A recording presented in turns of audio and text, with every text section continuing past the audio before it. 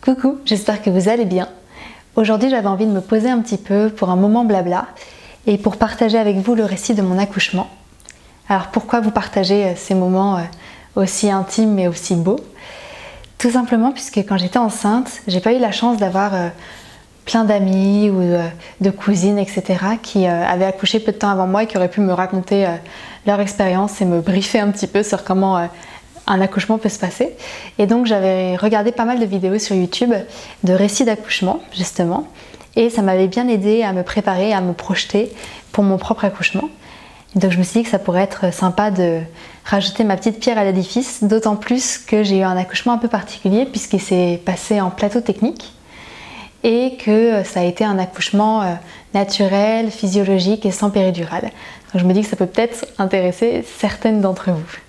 Quand j'ai découvert que j'étais enceinte, c'était en janvier 2017, je me suis tout de suite mise à la recherche de professionnels qui pourraient m'accompagner pendant cette grossesse. Mais j'avais vraiment envie de quelqu'un qui puisse m'accompagner pendant les 9 mois, avec qui je noue une relation de confiance, et qui puisse être là le jour de l'accouchement et aussi après l'accouchement.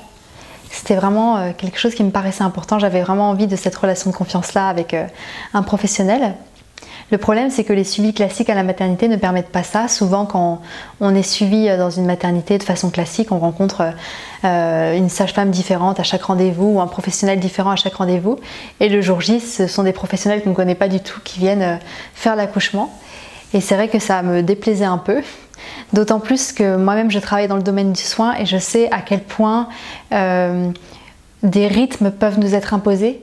Et on ne peut pas forcément se permettre de passer autant de temps qu'on voudrait avec le patient qu'on a. Et donc c'est vrai que j'avais entendu souvent des récits d'accouchement classique à la maternité où les choses sont un peu brusquées, où les choses se font vite et on ne respecte pas forcément la temporalité de la femme qui accouche. Donc par exemple, j'avais entendu des récits notamment de personnes qui avaient des contractions depuis un certain temps déjà et qui avaient dû être déclenchées.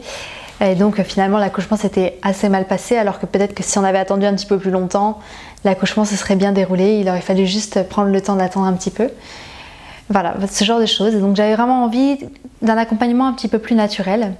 Et j'avais déjà en tête que je voulais un accouchement sans péridurale et le plus naturel possible. Tout simplement parce que j'avais envie de vivre pleinement mon accouchement, en fait. Pas que la péridurale enlève quoi que ce soit, mais c'est plus que la douleur me fait pas peur et j'avais vraiment envie de vivre pleinement toutes les sensations et voilà, de pouvoir accompagner mon bébé pleinement dans ces moments-là aussi, en fait. Donc tout d'abord, je me suis renseignée sur les accouchements à domicile et je me suis vite rendu compte que malheureusement, très peu de professionnels pratiquent ce genre d'accouchement, tout simplement parce que les assurances pour pratiquer ces accouchements-là coûtent très cher, excessivement cher. C'est dommage parce que dans d'autres pays d'Europe, l'accouchement à domicile se fait sans souci. Mais là en France, c'est vraiment très compliqué de trouver quelqu'un pour être accompagné dans ce projet-là. Et donc j'ai essayé de trouver une alternative et c'est là que j'ai trouvé ma sage-femme qui propose justement un accompagnement global. Donc c'est-à-dire que c'est elle qui a fait mon suivi pendant les 9 mois de grossesse et elle proposait aussi des accouchements en plateau technique, c'est-à-dire qu'elle loue une salle au sein de différentes maternités, souvent une salle nature, donc un petit peu plus cosy avec une grande baignoire, des ballons de grossesse, des espèces de lianes pour s'accrocher au moment du travail, etc.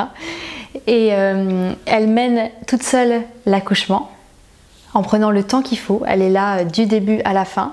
Et si jamais il y a le moindre souci, elle peut faire appel à l'équipe médicale de la maternité ou de la clinique en question.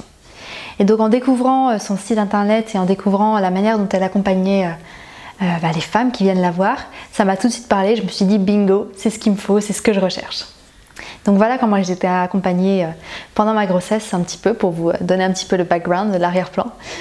D'ailleurs je pense que je ferai une vidéo sur les différentes manières d'être accompagnée pendant la grossesse si ça vous intéresse. Donc ma date de terme était le 26 septembre et la dernière semaine avant d'accoucher, franchement j'en avais assez.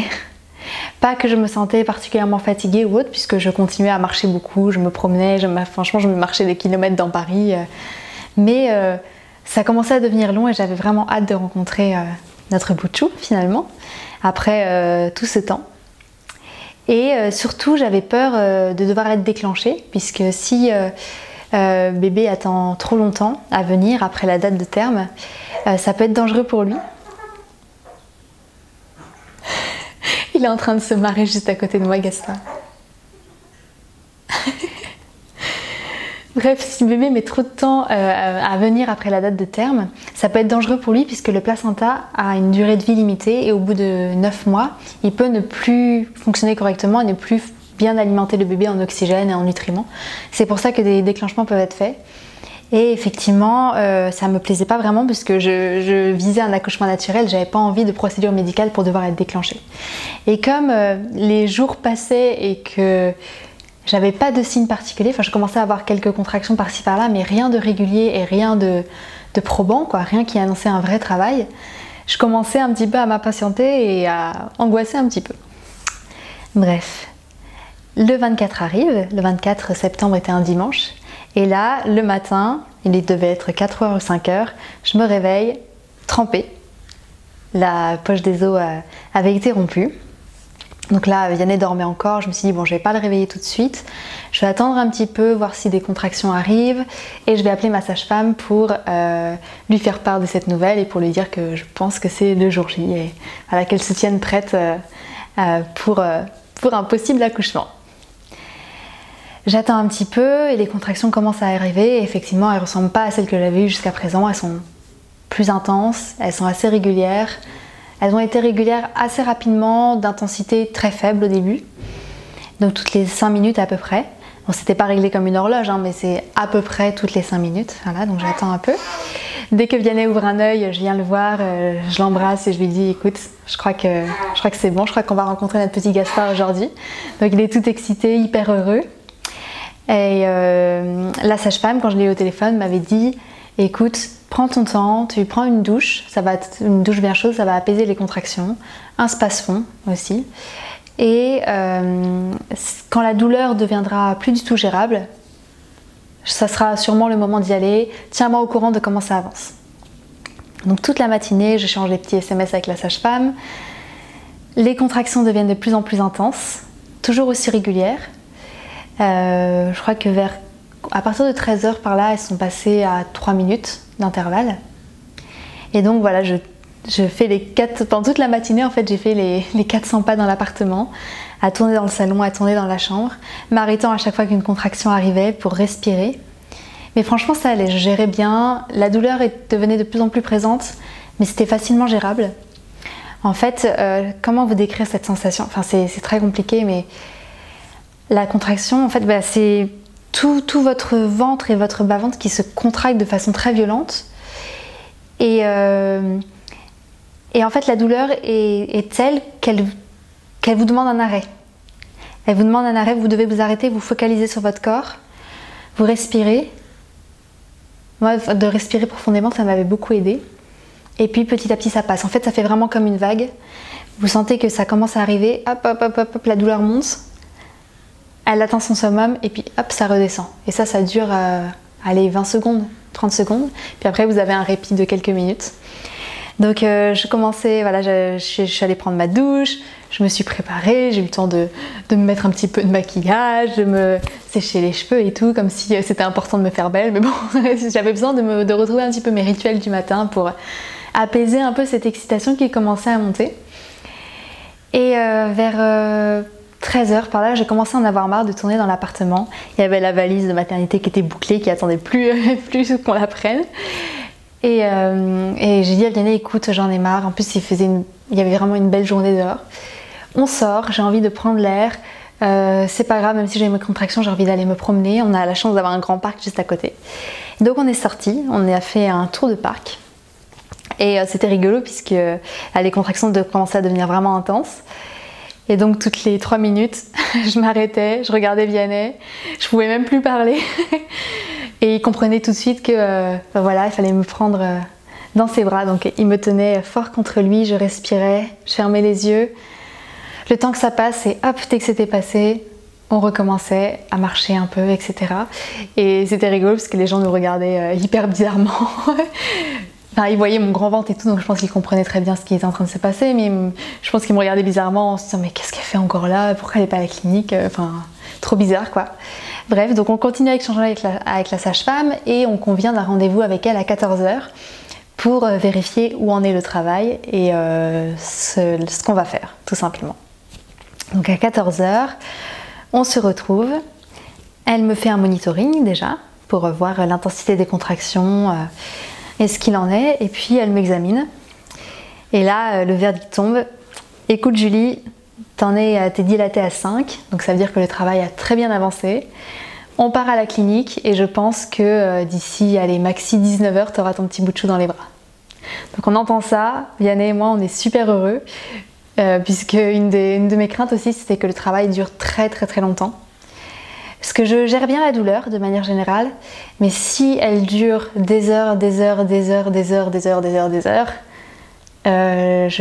j'allais fatiguer. Je me connais, j'allais fatiguer et peut-être que j'allais lâcher sur la péridurale ou ce genre de choses. En vrai, peut-être que j'allais moins bien gérer. Donc j'étais heureuse d'entendre ça et que le travail est bien avancé. Mes parents étaient déjà avec la voiture, avec la valise pour la maternité à l'intérieur. Je monte dans la voiture, tac, et là, je pense que la psychologie joue. Parce que dans la voiture, là, les contractions sont devenues vraiment beaucoup plus intenses. Enfin, elles étaient déjà intenses, mais là, je ne les gérais plus du tout. Et je dis que la psychologie joue sur moi, puisque en fait, je pense qu'au moment où la sage-femme m'a dit que c'était bon qu'on partait à la clinique, c'était comme si je pouvais quelque part déléguer la douleur que je ressentais, que je pouvais la déléguer à la sage-femme, que je pouvais la déléguer à Vianney. Jusqu'à présent, je la gérais toute seule et je la gérais bien. Et là, top départ, ça y est, c'était le moment et c'est comme si je gérais plus et que je pouvais remettre ma douleur entre les mains de quelqu'un d'autre. Et donc là, dans la voiture, je me souviens, maman était en train de conduire et elle jetait des petits regards affolés dans le rétroviseur pour me regarder. Elle voyait que j'avais vraiment mal. Oui, Caspar? Elle me demandait à chaque fois, ça va, t'inquiète pas, je fais au plus vite. Enfin, je serrais la main de Vianney hyper fort, je lui broyais la main, je disais oui t'inquiète pas, je gère. En fait je gérais plus du tout, j'avais hyper mal. Et le pire c'est à chaque dodane ou à chaque petite secousse c'était encore pire. J'avais juste hâte qu'on arrive à la maternité. Heureusement le trajet n'était pas très long. Donc on arrive à la maternité, hop. On monte directement dans la salle nature qui nous attendait avec un bain chaud qui avait été préparé spécialement pour moi, donc ça c'était super cool. C'était vraiment mon objectif. Quand je suis montée dans la voiture, la sage-femme m'avait dit écoute, j'appelle la maternité pour qu'on te prépare un bain chaud.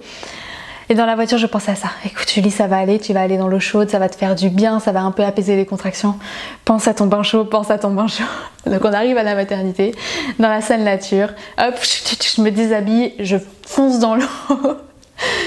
Et là ça m'a fait un bien fou. Donc je me mets dans l'eau. En fait ma sage-femme était accompagnée d'une autre sage-femme avec qui elle travaille, qu'elle était en train de former. Donc cette sage-femme là, super gentille aussi, commence à mettre des huiles essentielles dans l'eau, des petits sels de bain, etc.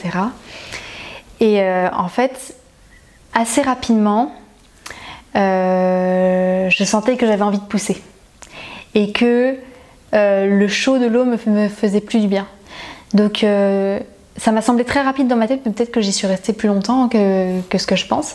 Je suis sortie du bain puisque je commençais à avoir trop chaud, je commençais à en avoir marre.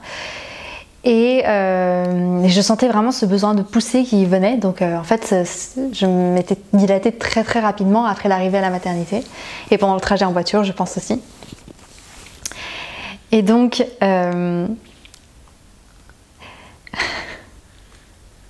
donc je sors du bain.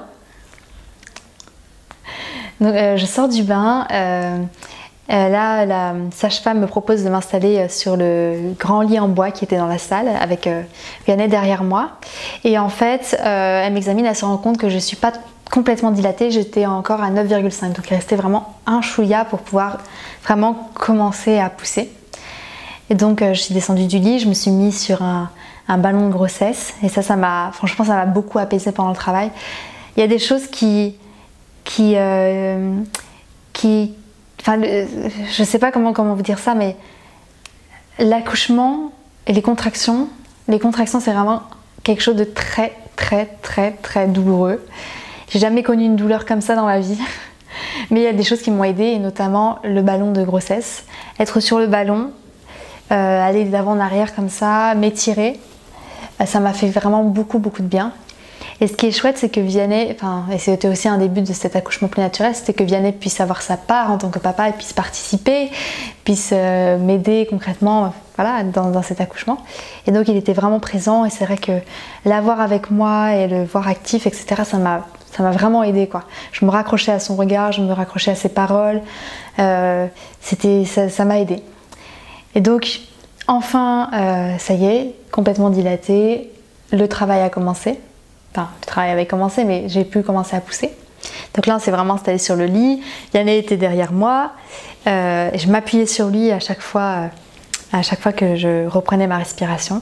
Donc je sentais vraiment contre moi, je sentais qu'il m'insufflait sa force aussi, donc c'était top.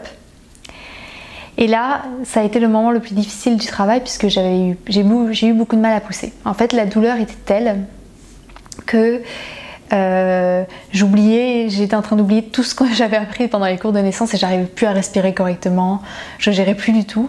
Et en fait, je faisais ce qu'il faut pas faire, c'est-à-dire que je me recroquevillais un peu sur moi-même, un peu pour essayer de canaliser cette douleur, alors que il faut lâcher prise dans ces moments-là.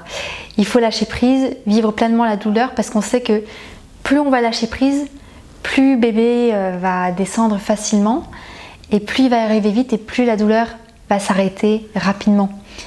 Et donc moi je me contractais, j'arrivais pas à pousser, j'arrivais à pousser correctement, j'arrivais pas à bien faire les choses. Et donc Gaspard avait du mal à descendre, et c'était frustrant, quoi. C'était vraiment frustrant.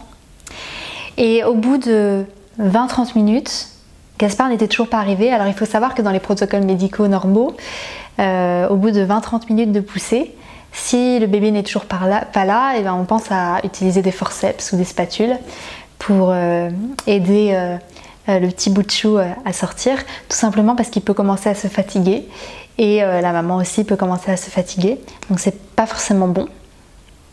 Et là, ce que j'ai apprécié, c'est que la sage-femme m'a fait un état des lieux. Donc elle m'a dit: écoute Julie, là ça fait 20-30 minutes, tu commences depuis à peu près 10 minutes à vraiment bien pousser, mais Gaspard n'est toujours pas là, et donc on se demande si il commence pas à fatiguer. Son cœur bat toujours correctement, il n'y a pas de souci. On va faire une petite échographie pour voir où il en est dans ton bassin, et peut-être qu'on sera amené à utiliser des forceps pour le faire sortir. Je vais appeler le médecin pour qu'il vienne nous aider. Donc elle me fait l'échographie. On voit que Gaspard commence à descendre, doucement mais sûrement, mais il commence à descendre. Moi j'étais comme ça sur la table, j'en peux plus, vite que ça s'arrête, quoi.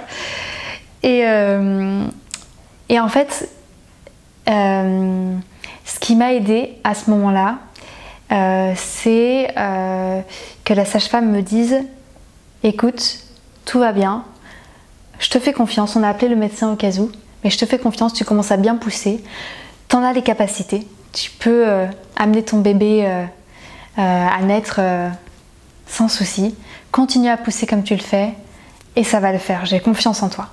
Et cette parole de confiance, alors que moi j'en avais marre, quoi. J'en avais marre de cette douleur, j'étais fatiguée, j'avais des contractions depuis 5h du matin, j'en avais marre, quoi.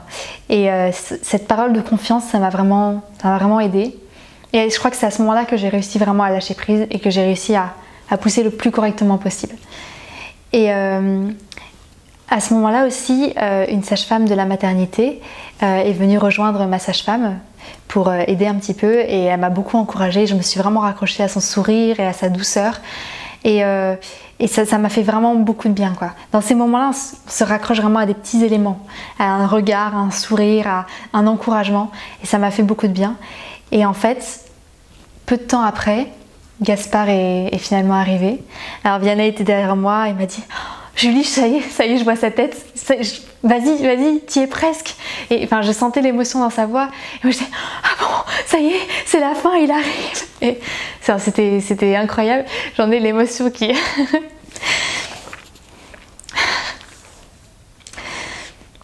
Je m'attendais, pardon, je pensais pas avoir l'émotion qui monte comme ça. Et puis finalement, il a été là, la sage-femme l'a pris dans ses bras et elle nous l'a posé directement, sur moi. Et ça a été un chouette moment puisque on a pu faire du pot à pot après l'accouchement pendant plus d'1 heure, l'avoir contre nous.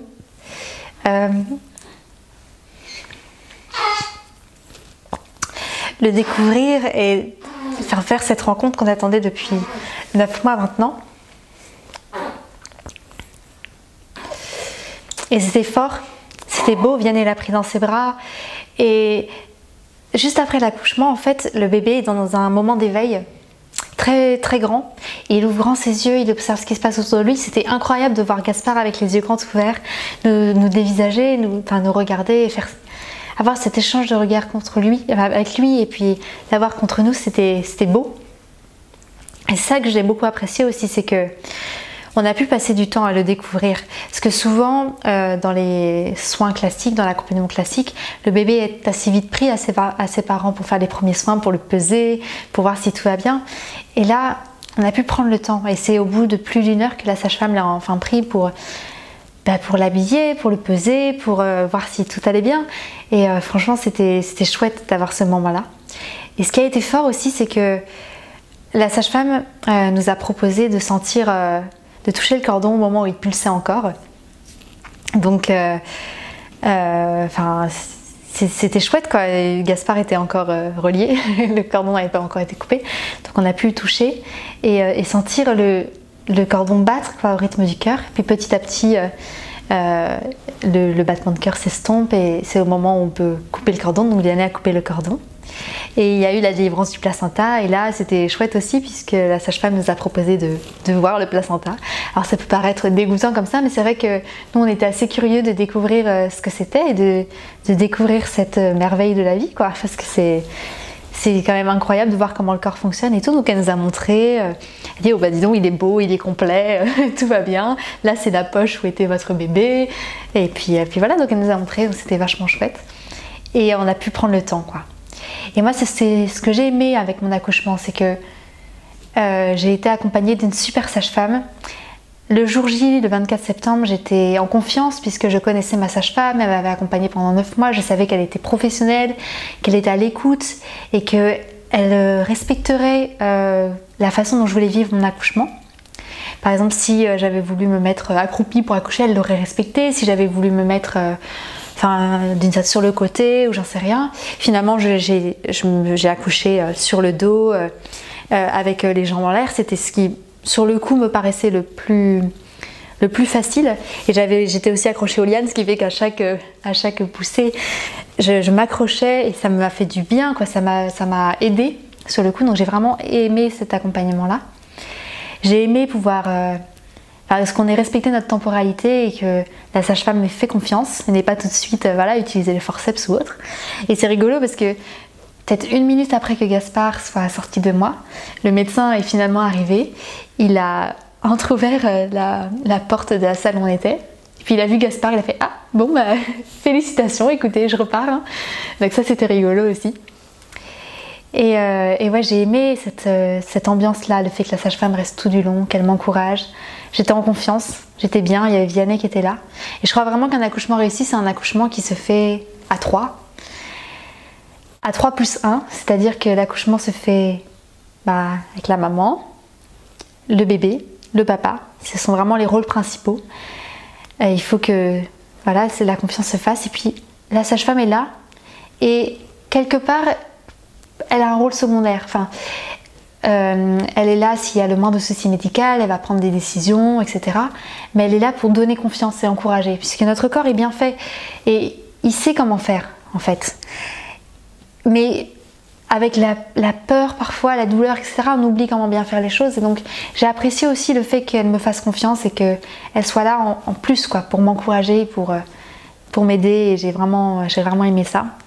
Ce qui a été super chouette aussi, c'est que au moment où on est sorti de la salle de naissance, que Gaspard avait été habillé, qu'on lui a fait les premiers soins, etc. Après le long pot à pot, comme je me sentais bien, j'avais pas eu de déchirure ni rien, c'est ça qui est chouette aussi, parce que peut-être qu'avec les forceps, il en aurait été autrement. J'avais pas eu de déchirure ni rien, mais je me sentais bien, donc je me sentais capable de marcher sans souci. Et donc j'ai pu marcher jusqu'à la chambre qui m'attendait à la maternité, au sein de la maternité, en poussant Gaspard dans son petit berceau en plexiglas avec Vianney à côté de moi. Et donc mes parents m'attendaient dans la chambre en question et ils nous ont vu arriver, moi debout, en train de pousser mon enfant dans le petit berceau et puis Vianney à côté de moi, et ça a été une belle image quoi. Pour eux ça a été un moment fort en émotion. Et ce qui a été très chouette aussi, c'est que la sage-femme qui m'a accompagnée donc, est revenue me voir tous les jours pendant mon séjour à la maternité, et ensuite elle a fait des visites à domicile pour voir si tout se passait bien. Elle a été d'une grande écoute et de bons conseils. Donc voilà, j'ai vraiment apprécié mon accouchement. Ça a été un moment beau. J'en garderai des souvenirs incroyables. Et surtout, on m'a respectée en tant que femme, en tant que future maman, dans mes désirs, dans ma volonté de faire les choses. On a respecté mes choix. On a respecté la présence de Vianney qui a pu participer aussi. Ça, c'était important. Et j'ai vraiment apprécié. Donc ça, j'en garderai que des beaux souvenirs. C'était intense. La douleur était difficilement gérable. J'ai mis plusieurs jours pour me rendre compte de ce que mon corps avait été capable de faire. Et en fait, je me suis rendu compte aussi que cet accouchement sans péridurale, le corps est capable de le mener sans souci. Le corps il est capable de résister à une douleur extrême. Et si ça bloque, parfois c'est le mental qui joue. Et je me suis vraiment rendu compte de la force du lâcher prise, puisque au moment des poussées, c'est uniquement quand j'ai vraiment lâché prise que tout s'est bien passé. Donc si vous voulez avoir un accouchement sans péridurale, je vous conseille de travailler sur ce lâcher prise, travailler d'avance sur ça. Écoutez, je crois que voilà, j'ai fait le tour de ce récit. Si vous avez la moindre question, n'hésitez pas. Je pense que je ferai une vidéo aussi sur la manière de se préparer à un accouchement naturel et sans péridurale. Si ça vous intéresse, n'hésitez pas à me le dire. Gaspard dort toujours à côté de moi. Je vais éteindre ma caméra et je vous embrasse fort. Je vous souhaite une très belle soirée.